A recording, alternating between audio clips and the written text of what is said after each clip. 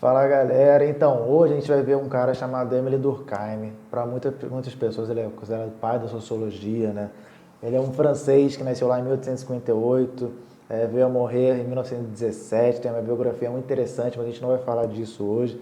Vamos ficar só nos aspectos, enfim, né, do que ele elabora, principalmente em relação à sociologia enquanto disciplina, enquanto ciência, beleza?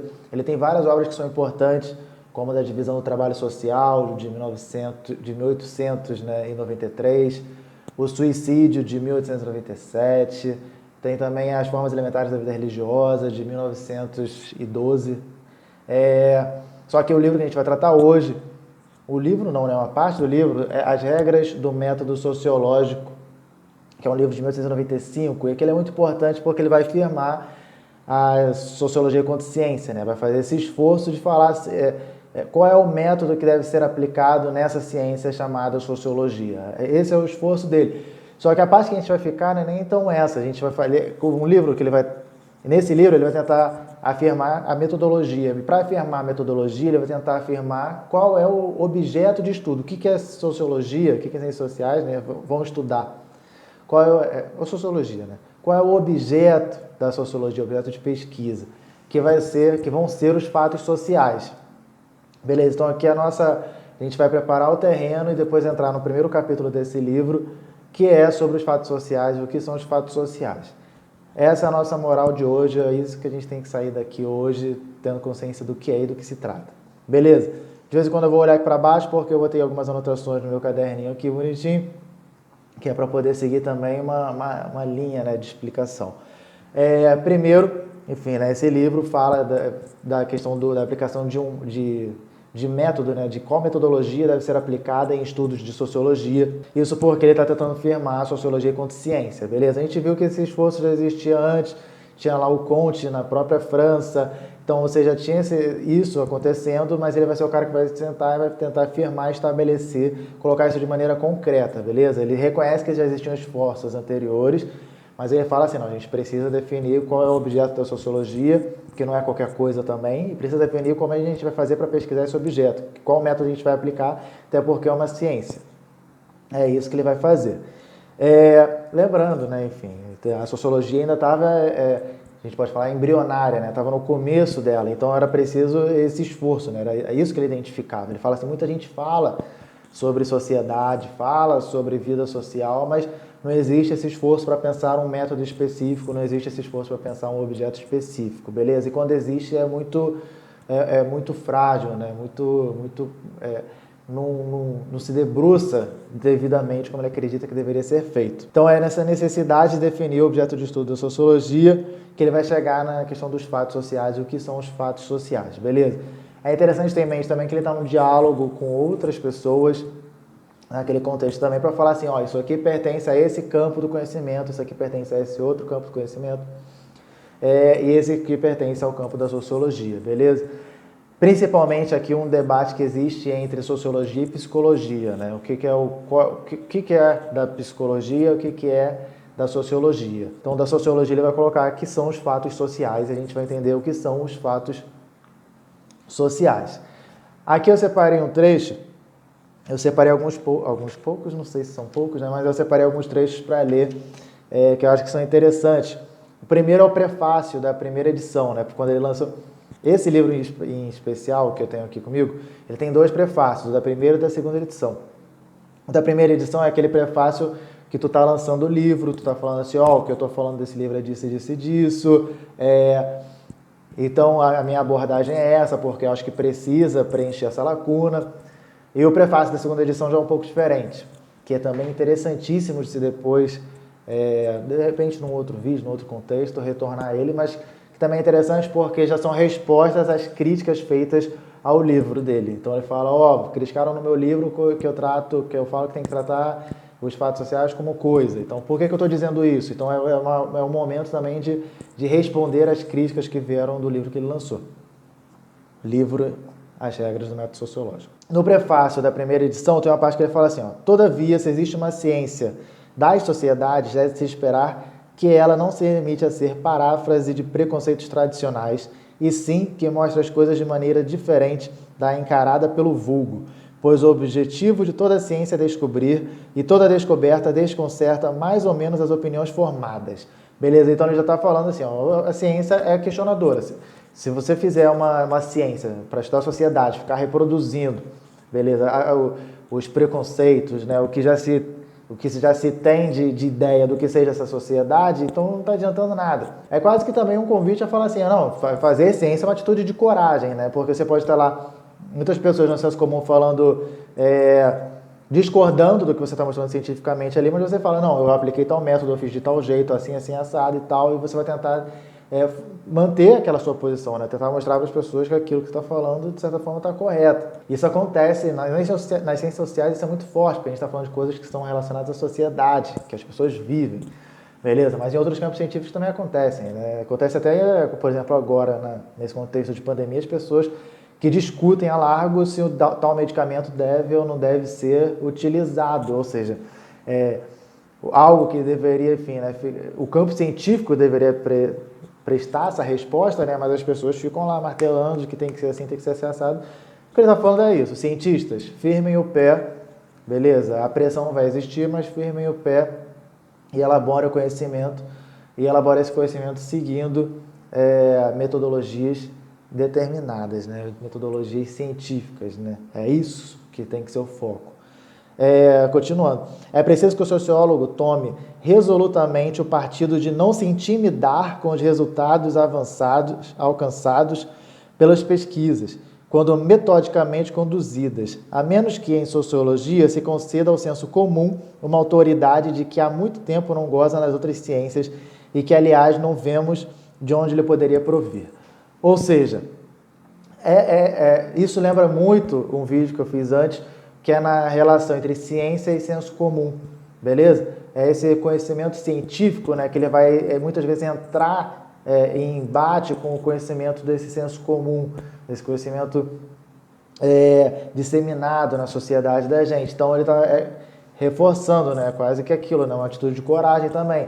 Você vai fazer essa pesquisa, siga de maneira metódica, beleza? Também não vai fazer qualquer coisa e vá. A pressão do senso comum, de como as pessoas entendem a realidade, isso vai sempre se apresentar, mas é preciso que você, ancorado, né, você se sustentando na sua metodologia, né, na sua ciência, que você sustente aquela posição também. E esse prefácio ele vai seguir, né? Então ele começa já no prefácio falando, é preciso não trazer o senso comum como uma realidade, como uma verdade dada, é preciso questionar também, o senso comum não responde a tudo, é preciso resistir às pressões que vêm do senso comum. E ele coloca mais coisa também, como por exemplo, é preciso desconfiar sempre das primeiras impressões, né? Então a sociologia já vai trazendo também que é isso, sociologia é a ciência da desconfiança, né? Sempre é preciso se interrogar, é preciso questionar, né? Enfim, e não ficar nas primeiras impressões, que as primeiras impressões muitas vezes enganam. Até no livro, mais para frente, ele vai falar de conceitos de, por exemplo, Estado, família, tudo isso parece que são coisas que são dadas, mas a gente precisa pesquisar a fundo do que a gente está falando, porque muitas vezes as percepções sobre essas coisas são diferentes. Então desconfie sempre, né? O seu próprio entendimento, né? O lugar de onde tu está partindo, por exemplo, nesses exemplos que eu dei, o lugar que você está partindo pode ser diferente do lugar de onde o outro está partindo, porque as pessoas entendem diferentemente esses conceitos. Então é sempre essa postura de desconfiança, beleza? Essa postura interrogativa, né? E também uma crença, né, que ele vai trazer de um racionalismo científico, de uma fé no futuro da razão, ele coloca isso entre aspas, né? Fé no futuro da razão, numa oposição ao misticismo, né? Enfim, são as explicações místicas da vida, né? As explicações que não tem a ver com aquela realidade objetiva ali, mas que são explicações que estão pautadas, por exemplo, de por que a sociedade funciona do jeito que funciona, a partir de explicações religiosas que seja, né? Então, explicações que não têm a ver com aquela verdade ali, ou que você está sendo observada, que são construídas através da razão, beleza? Isso também lembra um pouco aquele positivismo do Comte também, né? e também entender as relações de causa e efeito para o que diz respeito ao mundo social, né? A sociedade da gente. Isso a gente vai poder, enfim, problematizar mais também sobre o que está sendo entendido como relação de causa e efeito, porque no mundo social, o próprio Durkheim vai ter consciência disso, as coisas não são tão simples assim. Saindo disso, né, ele vai falar no primeiro capítulo sobre os fatos sociais, que é o nosso ponto principal aqui. O que são os fatos sociais? Beleza? Ele vai compreender que existem fenômenos que acontecem na sociedade da gente o tempo inteiro, que são fenômenos sociais. Eu gravar um vídeo, eu estar falando aqui, a roupa que eu visto, a forma como essa casa é construída, isso tudo são fenômenos sociais, né? O que eu penso, a forma como eu penso, o que eu sinto vendo determinada coisa ou outra, tudo isso são fenômenos que estão, enfim, relacionados à sociedade. Então, se eu partir de fenômenos sociais simplesmente para falar que esse é o objeto de estudo da sociologia, eu estou partindo de um campo enorme, gigante, beleza? E estou, de certa forma, entrando em vários outros campos que vão refletir sobre a formação dos indivíduos, né? dos seres humanos, enfim, né? Da vida em sociedade que seja. Por exemplo, a psicologia, que é a ciência com a qual ele está, enfim, está tendo um pouquinho mais de diálogo nesse momento específico, né? Então ele vai falar que o que a sociologia vai estudar não é todo e qualquer fenômeno e que a gente precisa restringir quais são os fenômenos que são objeto de estudo da sociologia. Mas ele vai falar o seguinte: existem coisas que a gente faz na nossa vida que a gente aprende, que a gente assimila a partir da relação com as outras pessoas. Alguns atos nossos, a existência de direitos, alguns costumes, as tradições. Então, tudo isso que a gente... Várias coisas desse aspecto da vida da gente, a gente aprende, a gente assimila na relação com as outras pessoas, a gente vai incorporando e tal. Isso lembra muito o vídeo que eu fiz aqui sobre a questão do processo de socialização, né? Indivíduos, a relação indivíduo-sociedade. A gente é formado, beleza? Então ele vai falar, né? Isso já começa a fazer a gente abrir um pouco o olho por o que é o objeto da sociologia. Somos formados socialmente. A gente aprende como se comportar, a gente aprende ideias de certo e errado, a gente aprende como agir nesse ou naquele lugar, a forma de se vestir. A gente aprende o que se espera da gente, eu enquanto homem, o que se espera de mim, então eu enquanto mulher, o que se espera de mim, então eu enquanto adolescente. Então a gente vai aprendendo isso tudo ao longo da nossa vida. E essas coisas que a gente aprende não dependem inteiramente da gente. E muitas das vezes, fica até mais fácil de enxergar assim, muitas das vezes essas coisas já existiam antes da gente até mesmo nascer. Ideias de como se comportar, né, valores, práticas religiosas, arquiteturas, né, construções, músicas, enfim, né? Tudo isso já estava ali antes de eu nascer, não depende da minha existência para aquilo existir de fato, e ao longo da minha vida eu vou aprendendo sobre essas coisas que não fui eu que criei, mas que foram sendo transmitidas para mim, através desse processo que a gente chama de socialização, mas que não é o que o Durkheim está falando exatamente aqui. Mas ele dá alguns exemplos. Religião, como eu falei aqui algumas vezes, linguagem, beleza? Como é que eu aprendi a falar o português? Por que eu falo português? Se eu tivesse nascido num país de língua espanhola, que língua eu estaria falando? Se fosse um país de língua francesa, que língua eu estaria falando? Então, isso tudo, né? São coisas que eu aprendi, né? Isso não é algo natural, não vem simplesmente... não fui eu que inventei, não fui eu que criei, inclusive já existia antes de mim. Práticas profissionais sobre como é que trabalha um professor, como é que trabalha um funcionário de loja, como é que trabalha um engenheiro, um arquiteto. Isso também, né, já existe, né, já tá, essas práticas profissionais já estão colocadas e também, de novo, não depende de mim. Muitas delas já existiam até antes de eu nascer. As relações de casal, relações familiares, a questão da identidade de gênero, de como as pessoas se reconhecem.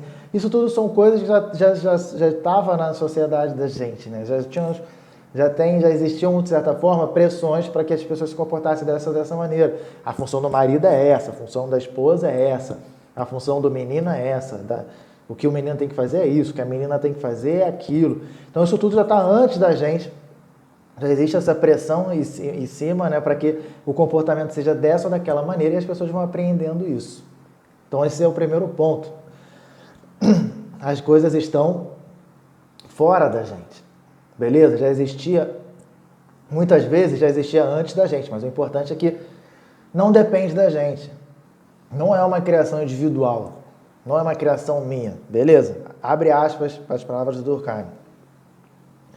Maneiras de agir, de pensar e de sentir que apresentam a propriedade marcante de existir fora das consciências individuais. Ou seja, maneiras de agir, do comportamento das pessoas, de pensar e de sentir que apresentam a propriedade marcante de existir fora das consciências individuais. Ou seja, isso tudo tá fora de mim. Tudo eu vou aprendendo ao longo da minha vida. E aqui é aquela coisa que eu falei da relação com a psicologia, que ele vai falar que tem uma relação aí em vários campos da sociologia. Uma dessas a gente pode colocar nessa própria questão do sentir, né, também, né?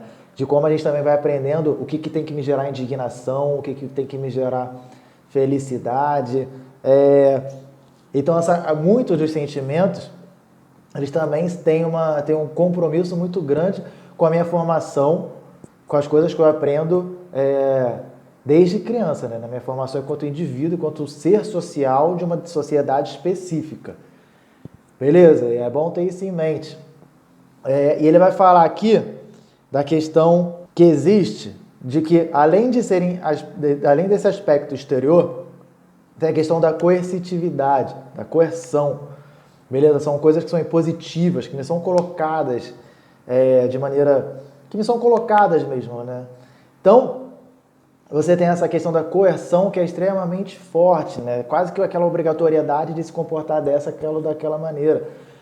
Isso pode parecer muito forte para as pessoas. Ele vai até destacar isso, né, para quem acredita, né, na autonomia total do indivíduo, né, de que eu me formei, que, por exemplo, a questão dos sentimentos que eu falei. Não, esses sentimentos são meus enquanto ser humano. Se a gente compara a cultura, a gente vai ver que não é exatamente as culturas diferentes, né? A gente vai ver que não é exatamente assim. Mas existe uma coerção, existem forças que vão me levar a agir dessa ou daquela maneira, que vão me levar a ter essa ou aquela atitude, que vão me levar a pensar dessa ou daquela maneira, que vão me levar a sentir tais sentimentos vendo determinadas coisas que podem ser diferentes em outras localidades, né? Que pense, por exemplo, na questão da violência, que já existe tantas vezes, em tantos lugares no mundo, das violências motivadas por preconceito. Beleza? Até esses sentimentos, né, o que me gera revolta e o que não me gera revolta, também faz parte de uma construção social, de uma construção coletiva. Beleza? Então vamos lá. Então você tem esse aspecto que é exterior aos indivíduos, ao mesmo tempo existe uma coerção, existem pressões para que os indivíduos ajam, né, dessa ou daquela maneira. Essa coerção, o Durkheim vai falar que a gente sente muito fortemente quando a gente vai contra aquilo que é determinado pela sociedade. Beleza? Por exemplo, a sociedade fala assim, meninos se vestem dessa maneira. Aí se eu boto uma roupa, como se fosse uma roupa que uma menina se veste, e saio na rua, aí que a gente vai ver, por exemplo, a existência da coerção. As pessoas começam a fazer piada, muita gente vai criticar, vai apontar na rua, beleza? Tem gente que pode tentar me agredir. Então isso, quando eu contrario essas regras colocadas na sociedade, essa coerção ela se mostra forte e violenta. Agora, se eu sigo a favor do que está preconizado, né, do que está estabelecido na sociedade, essa coerção se mostra de uma outra maneira. Se mostra às vezes com um tapinha nas costas, com apoio do pai que ri e fala orgulhoso do filho. Beleza? Então, se eu vou de acordo, essa coerção ela quase não se mostra, fica quase transparente, mas ela está ali ainda, ela ainda existe. As próprias falas de apoio também fazem parte desse processo de pressão, esse processo coercitivo também.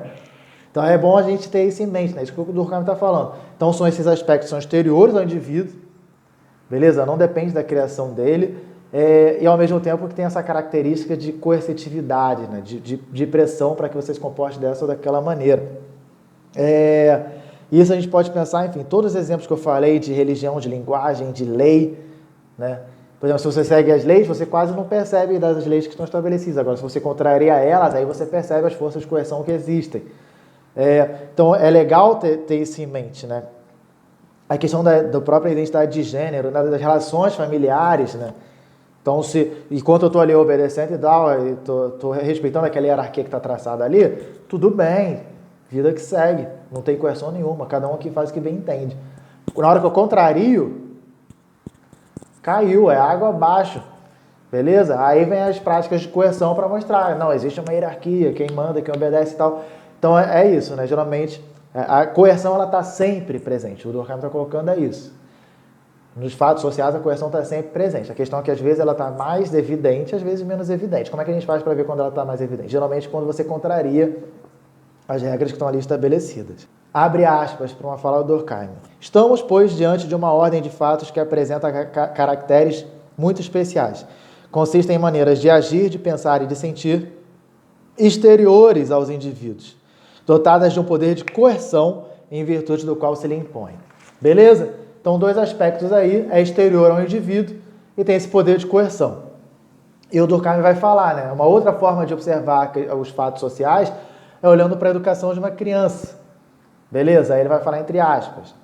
Toda educação consiste no esforço contínuo para impor às crianças maneiras de ver, de sentir e de agir, às quais elas não chegariam espontaneamente.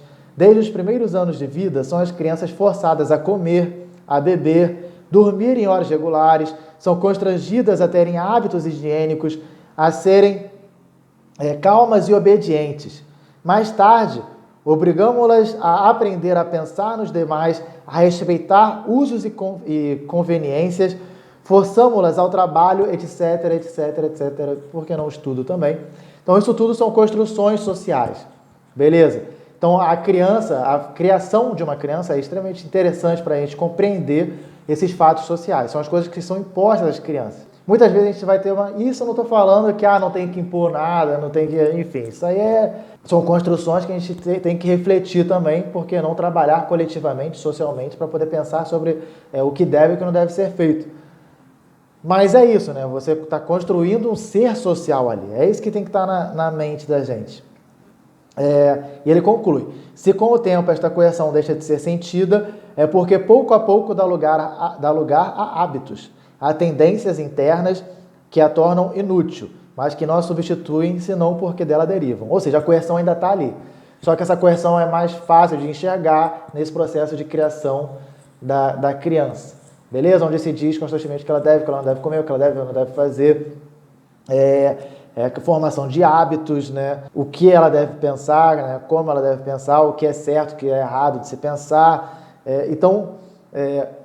Dos trabalhos que existem, né? Então, tudo isso é trabalhado, né? Tudo isso está ali no processo de criação das crianças, né? Tá ali na infância. Então, os fatos sociais se mostram também muito fortemente nesse processo, beleza? E a coerção, ela se mostra muito fortemente também nesse processo, que é um processo extremamente coercitivo, né? Então é legal ter isso em mente, né? É exterior e tem esse processo de coerção, e por que não a gente pode trazer essa questão da criação da infância para também servir como exemplo, para ilustrar tudo isso que a gente vem falando. E parece que é muito natural os hábitos que eu tenho, né? Os hábitos, por exemplo, o que ele traz? Os hábitos higiênicos, do meu comportamento, tudo isso parece muito natural, de como eu encaro o trabalho, de como eu encaro o estudo, só que isso não tem nada, o que ele está falando é isso, não tem nada de natural, filho. Tudo isso é uma construção social, uma construção coletiva. E como eu trouxe no outro vídeo lá sobre o processo de socialização, a gente pode comparar diferentes culturas. Diferentes culturas vão trabalhar com hábitos de higiene, por exemplo, diferentes, com hábitos alimentares diferentes. Então, essas coisas também variam. Também tem a ver com a sociedade na qual a gente está tratando, com a cultura na qual a gente está tratando, com a comunidade na qual a gente está tratando. Então, é isso. Mas, claro, né? Enfim, falando assim, parece que tudo é social, ele vai discorrer aqui que nem tudo é social. Essas coisas que eu estou falando aqui, né, elas são passadas, né, são coisas que respondem à coletividade, mas entre aspas, né, quanto às formas que os estados coletivos revestem ao se refratar nos indivíduos, são coisas de outra espécie. Ou seja, o indivíduo ele pode ter uma prática religiosa que seja uma criação dele também, por que não, né? Então, a religião está ali como um fato social, tem seu aspecto que é exterior ao indivíduo, tem o seu aspecto coercitivo, Tem seu aspecto geral, que é o último aspecto, que a gente vai falar daqui a pouquinho. Mas aí, enfim, o indivíduo pode ter uma prática específica, de quando eu acordo eu faço isso, quando eu vou dormir eu faço aquilo, assim, assim, assado. Isso tudo são práticas, enfim, que não necessariamente são objetos da sociologia. Então, muitas vezes, os fatos sociais, os indivíduos podem, né, criar uma prática deles de uma maneira específica, de uma maneira determinada, que não vai ser objeto da sociologia, porque se trata da forma como aquele indivíduo está encarando aquele processo. O Durkheim ele vai trazer muito para o lado também da estatística, né, colocando a estatística como capaz de exprimir, né, o estado da alma coletiva.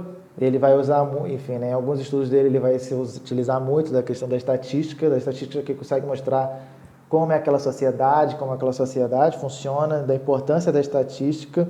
E ele vai finalizar colocando que o fato social ele tem esse aspecto que é geral. Então ele é externo ao indivíduo, beleza? Coercitivo e geral, ou seja, ele está disseminado na sociedade da gente, está generalizado, né? Não é uma coisa que está só ali só comigo, né? Ou dentro da minha casa, não, isso acontece com várias outras pessoas.